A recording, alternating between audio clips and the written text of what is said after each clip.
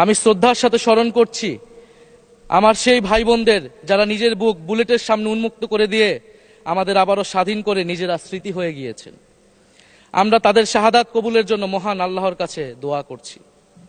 একই সাথে আহত ও পঙ্গু জুলাই যোদ্ধা ভাই বোনদের প্রতি আমার সবটুকু আবেগ, শ্রদ্ধা আর ভালোবাসা দিয়ে কৃতজ্ঞতা জানাচ্ছি। তাদের সুস্থতা কামনা করছি। তাদের অমূল্য জীবন, রক্ত আর অপরিসীম ত্যাগের ফলে আমরা আজ সংসদ সদস্য। 24-এর গণ অভ্যুত্থানের বৈষম্য বিরোধী ছাত্র আন্দোলনের নেতৃত্বে অংশ নিয়েছিল ছাত্র, শ্রমিক, কৃষক, শিক্ষক, অভিভাবক, সাংস্কৃতিক কর্মী, আলেম সমাজ, তরুণ সেনা অফিসার ও সৈনিকগণ ও প্রবাসী বাংলাদেশি ভাই ও বোনেরা। অভ্যুত্থানে গুরুত্বপূর্ণ ভূমিকা রেখেছে আমাদের নারী সমাজ। সামনে থেকে নেতৃত্ব দিয়েছে ও নির্যাতিত হয়েছে। আন্দোলনে প্রাইভেট বিশ্ববিদ্যালয়, মাদ্রাসা ও স্কুল কলেজের ছাত্রছাত্রীদের ভূমিকা ছিল তাৎপর্যপূর্ণ। গণ অভ্যুত্থানে ভ্যানগার্ডের ভূমিকা ছিল ফ্যাসিবাদ বিরোধী রাজনৈতিক দলের নেতাকর্মীরা। স্মরণ করছি ছাত্রদল, ছাত্র শিবির, ছাত্র শক্তি, ছাত্র অধিকার পরিষদ এবং বিভিন্ন ইসলামপন্থী ও বামপন্থী ছাত্রকর্মীদের যারা সাহসিকতার সাথে লড়াই করেছিল বৈষম্য বিরোধী ছাত্র আন্দোলনে। মাননীয় স্পিকার, 24 মানে কেবল 24 না, এর পিছনে রয়েছে বিশাল প্রেক্ষাপট। আমি স্মরণ করছি 47-এর আজাদির লড়াই, 71-এর মহান মুক্তিযুদ্ধ এবং 24-এর ছাত্র জনতার গণ অভ্যুত্থান এবং সকল জাতীয় শহীদকে। এ সকল ঐতিহাসিক জাতীয় সংগ্রামের ধারাবাহিকতায় আজকের বাংলাদেশ গৌরব নিয়ে দাঁড়িয়ে আছে। স্মরণ করছি পিলখানা হত্যাকাণ্ডের শহীদ, শাপলা হত্যাকাণ্ডের শহীদ, মোদী বিরোধী হত্যাকাণ্ডের শহীদ, ফ্যাসিস্ট আমলে গুম হওয়া ব্যক্তিদের স্মরণ করছি। 18 সালের কোটা সংস্কার আন্দোলন ও নিরাপদ সড়ক আন্দোলনে ছাত্র কিশোরদের অকুতোভয় সাহসকে স্মরণ করছি।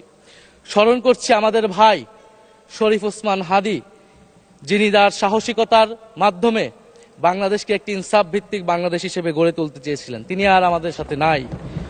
আমরা ওসমান হাদী ভাইকে স্মরণ করছি। শহীদ আবরার ফাহাদ ও শহীদ ফেলানী খাতুনকে স্মরণ করছি, যারা ভারতীয় আধিপত্যবাদের বিরুদ্ধে লড়াই করে বাংলাদেশকে আজকের এই জায়গায় নিয়ে এসেছে।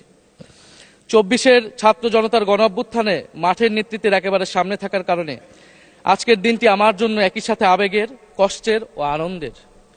আমাদের সংগ্রামের সাথী শহীদ আবু সাইদ, শহীদ মুগ্ধ, শহীদ ওয়াসিব, 4 বছরের শিশু আহাদ, 6 বছরের শিশু রিয়া গোপ সহ প্রায় 150 শিশু শহীদ। মাননীয় স্পিকার, পুলিশের এপিসি থেকে ফেলে দেওয়া শহীদ ইয়ামিন, সাভারের আশুলিয়ায় ভ্যানের উপরে জীবন্ত অবস্থায় আগুনে পুড়িয়ে মারা কিশোর শহীদ সজল সহ অগণিত মানুষের স্মৃতি আমাকে প্রচন্ডভাবে নাড়া দিচ্ছে। মাননীয় স্পিকার,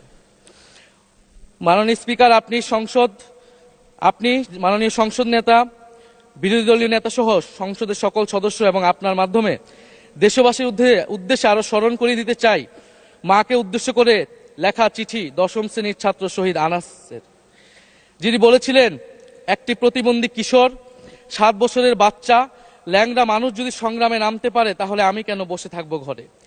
একদিন তো মরতেই হবে, তাই মৃত্যুর ভয় করে স্বার্থপরের মতো ঘরে বসে না থেকে সংগ্রামে নেমে গুলি খেয়ে বীরের মতো মৃত্যু অধিক শ্রেষ্ঠ। যে অন্যের জন্য নিজের জীবন বিলিয়ে দেয় সেই প্রকৃত মানুষ।